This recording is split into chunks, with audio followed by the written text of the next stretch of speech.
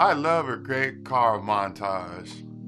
I've always wanted to film one. Being a creator, I'm always looking for an edge when photographing or doing a video of something as exciting as this sporty 2003 Mercedes SL500. My name is Vaughn. I'm always using my cameras for my creative needs.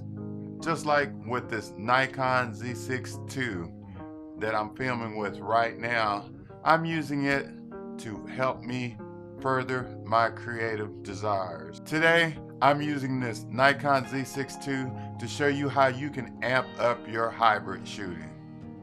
If you're looking for a camera, then this is the camera for you to help expand your creativity. Video, I used a Tamron 24-70 lens set at 2.8. I shot this video outside in the Texas sun midday, and I had to use a faster shutter speed and a higher f-stop than desired because guess what? Because I forgot my filter. The reason why I forgot my filter is because I brought every filter except the filter I needed. Please send me some comments on what filters you use in your videos. In this video, I will use other stock footage from Evanto Elements. I am not sponsored by them. But if you want to, you know where I'm at on YouTube. When you're out shooting video, you always want to use the clips you don't use for your B-roll because you never know when you might make another video. Let's do a quick video spec check on the Nikon Z6ii's video capabilities. This video will involve color grading, so make sure that you listen closely. Are you listening? To record in-log footage, you will need a digital recorder to record 10-bit video for all you color graders out there. This camera doesn't do in-log. It requires that you hook it up to a digital recorder such as the Atomos Ninja 5. That's right, you have to hook it up to an Atomos Ninja 5 to get 10-bit video. That may be a game changer to a small few, but if you're a serious filmmaker, you're not buying this camera to make a video on Netflix. You price an Atomos Ninja 5, it's almost $1,000 once you buy all the necessary accessories.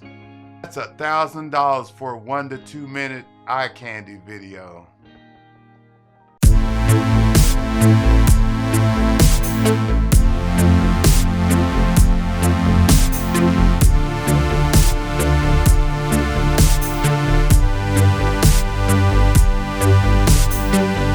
But Nikon was so generous that they gave you a 3D Luts.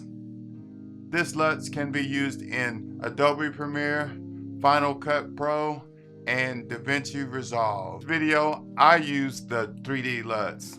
Can you tell the difference?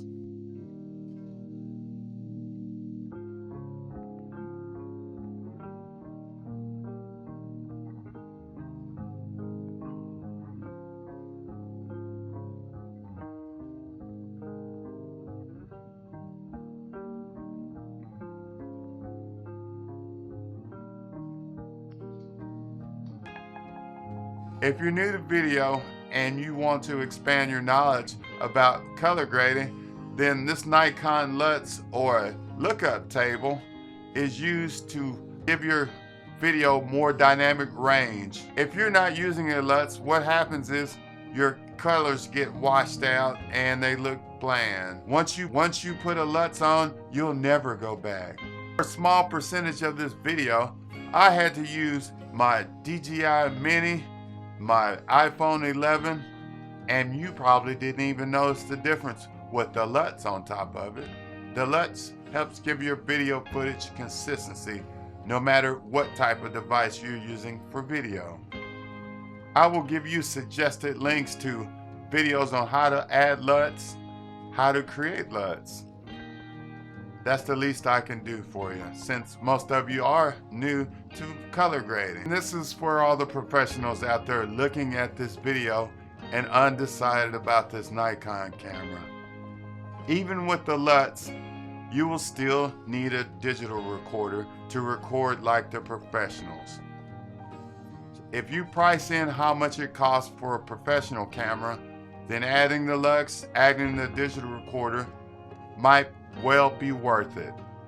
Of this video, I shot it in 4K. Using 4K gives me flexibility when editing in post in Adobe Premiere. In this video, I had to scale some video to get the shot I needed because I was a one-man crew. With 4K, I didn't lose that much resolution when I had to scale the video. Genius. The Nikon Z6ii, I use 30 frames per second for this video. I rarely use 60 frames per second because I simulate it in post. With this camera, if you want to do 60 frames per second, it will come with a crop. But if you're shooting in 4K, then that crop won't be as noticeable if you use the right focal length. The thing everybody wants to know is, how is the tracking in video? Now I'm filming this video and I'm being tracked with the SnapBridge app, and it is keeping up with my face. Also, I will leave you a link for a video I did on this subject. The tracking on this video is adequate, but I always use single point focus for most of my needs to make sure that I get the eyes right. The last thing you want to do is leave tracking for your eyes and have a little glitch in your video where it's not clear. So since I'm a one-man crew, I always have to use the SnapBridge app to keep me in focus and to track me. The one thing that I always tell people, that if you're using the SnapBridge app, make sure you go into your camera settings and set it where the screen stays on continuously. Otherwise, when the camera goes to sleep, the SnapBridge app may stop working. Now let's switch the focus to photography. Adobe Lightroom, I have different raw photos from the photo shoot. Look at these photos. These photos can be adjusted in the cameras with the available filters available in the camera, but I tend to set my camera settings correct, so I have to do very little adjustments in Adobe Lightroom. This saves time in processing, but if you want to use the many available filters to enhance your creativity, then go ahead. If you've watched any of my previous videos, then you know I'm a RAW shooter. Shooting in RAW gives me greater flexibility when editing photos in post-processing, and also it provides more dynamic range when you're editing photo. You have a lot more detail left in the photo than if you use JPEGs. For the photography, I also use the 24-70 lens. This flexibility helps you when you're out in the field because 24-70 gets the job done. Look at some of the photos from my photography session. If you've looked at some of my Adobe Lightroom tutorials, then you'll know how to do most of this. Also, while you're watching, please click that like button and leave a comment. If you've been in photography for a while, then you know that the photos that come out of your camera are not always that colorful, and you have to make adjustments in Lightroom. And that's what I had to do with these photos. I had to make them edgier, more creative, because when you're looking at cars, you see cars every day, but what catches your eye are cars on steroids.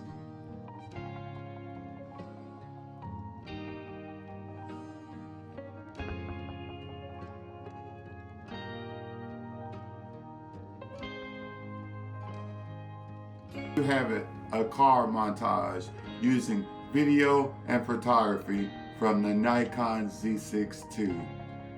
Being a one-man crew was challenging, but with all the features like the SnapBridge and the remote control photography, I want to show you in this video that even if you have to do everything by yourself and you're a one-man crew and pack around your tripods and use your iPhone and use whatever you need to do to make videos, it is possible with a Nikon Z6 II. As always, please subscribe and hit that like button. That way, I'll always know that you like what you're seeing and that I can improve and make my next video that much better. Thank you for watching.